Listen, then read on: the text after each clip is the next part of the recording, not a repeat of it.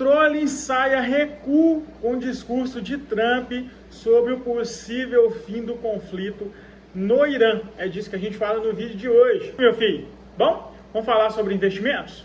Pois é, o Trump adia ataques ali contra instalações de energia iranianas e comenta que tiveram boas conversas. E aí os Estados Unidos diz que teve ali boas conversas e produtivas com o Irã, que ordenará às forças armadas que adiem quaisquer ataques militares contra usinas de energias e infraestrutura energéticas iranianas. Ele também disse a repórteres ali que os Estados Unidos tiveram conversas fortes com o Irã e afirmou que os dois lados têm importantes pontos de concordância. E também disse que um acordo com o Irã pode ser fechado em 5 dias ou menos, que é o prazo ali que ele adiou os ataques às infraestruturas, e que o país persa deseja muito chegar a um acordo. Porém, a embaixada do Irã no Afeganistão diz que Trump recuou ali por firme advertência do Teherã. E aí, representação em Cabul afirma que adiamento da ofensiva americana ocorreu após o Teherã prometer retaliação contra a infraestrutura energética de toda a região.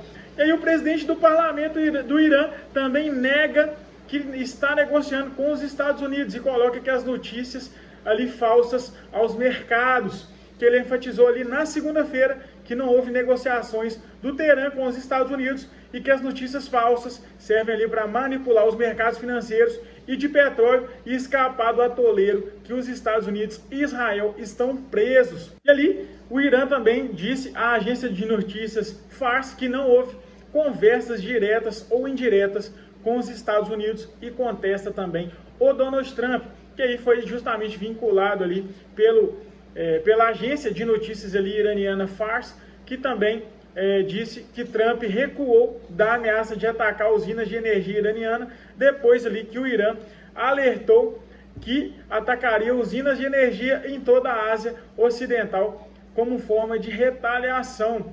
E aí mesmo com toda a guerra de narrativas que a gente tem visto aí nos últimos dias, né? O Trump falando que tá tudo certo, o Irã falando que não tem nada certo, que eles querem continuar com o conflito, que ainda não chegaram num possível acordo que seja bom para ambas as partes, ou que convença ambas as partes a cessarem o conflito.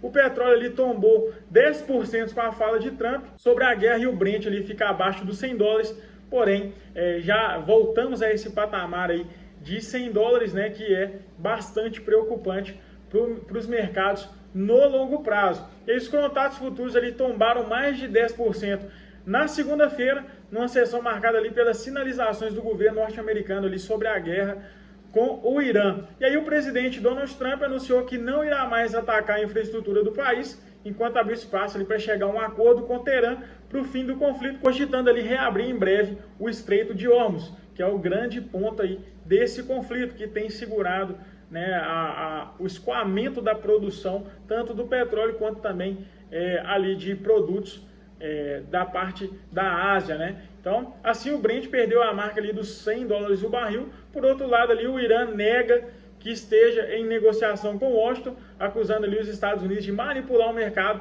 e mantendo ali dúvidas sobre a duração do conflito e os seus efeitos. Aí, segundo analistas, o aumento dos preços foi menor do que o esperado, o que sugere aí o mercado global parte de uma situação de relativa sobreoferta com níveis elevados de estoques que vêm sendo usados para amortecer o choque.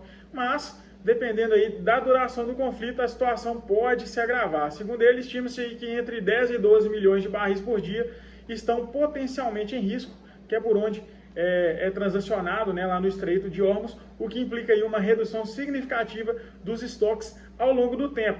E aí algumas casas já reajustaram as expectativas de preço, como por exemplo o Rabobank, que vê o preço do barril do Brent alcançando $107 no segundo trimestre e $96 no terceiro trimestre e $90 no quarto trimestre. Goldman Sachs também elevou a previsão do barril de Brent de 2026 de $77 para $85, enquanto o WTI a previsão subiu de $72 para $79. Então, o grande ponto aqui é justamente o petróleo mais elevado. Novamente, né, o mercado leva em consideração o preço neutro do petróleo, que é o preço ali do petróleo, aonde nem se estimula demais a inflação e nem vai quebrar as empresas aí de petróleo, né, entre 60 e 65 dólares. Qualquer coisa a mais disso pode ser ali provocador de mais inflação nos mercados.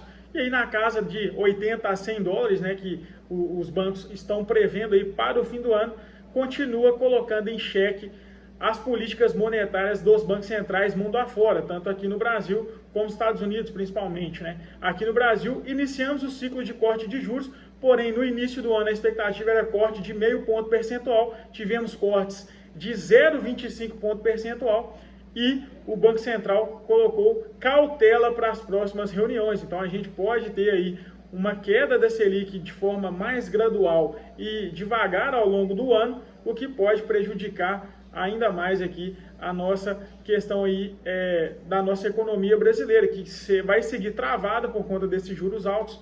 O governo vai buscar ali alguma alternativa de segurar esse preço, seja subsidiando pela Petrobras, ou seja, gastando o caixa da Petrobras para manter esse preço mais baixo, pelo menos até a eleição, né, porque o governo tem totais intenções ali para o final do ano com as eleições. E aí, vamos observar como que vai ser feito essa questão daqui para frente, né? Se o governo vai, de fato, fazer um subsídio pela Petrobras ou se vai repassar esse preço ao consumidor. E aí vai a depender também aí as questões da política monetária, que pode segurar os juros mais altos por mais tempo com esse possível repique inflacionário. Mas quero saber sua opinião. Comenta aqui o que você acha que vai ser daqui para frente. O governo vai abrir os cofres, né, para segurar o preço, dando subsídio, queimando o caixa da Petrobras, ou ele vai repassar esse preço para a gente ter um repique inflacionário mais rápido, mais forte, né, e com isso segurando os juros mais altos também por mais tempo. Comenta aqui que eu quero saber. Mas você sabe como proteger seu portfólio nesses períodos conturbados? Pois te convido a preencher o forms aqui da descrição para você contar com a melhor assessoria de mercado e eu te explicar em 3 passos como você faz o portfólio para qualquer cenário e sair protegido desses momentos. Beleza? Então no vídeo de hoje é isso, vou ficando por aqui, já deixa o like e se inscreve no canal. Até o próximo, valeu!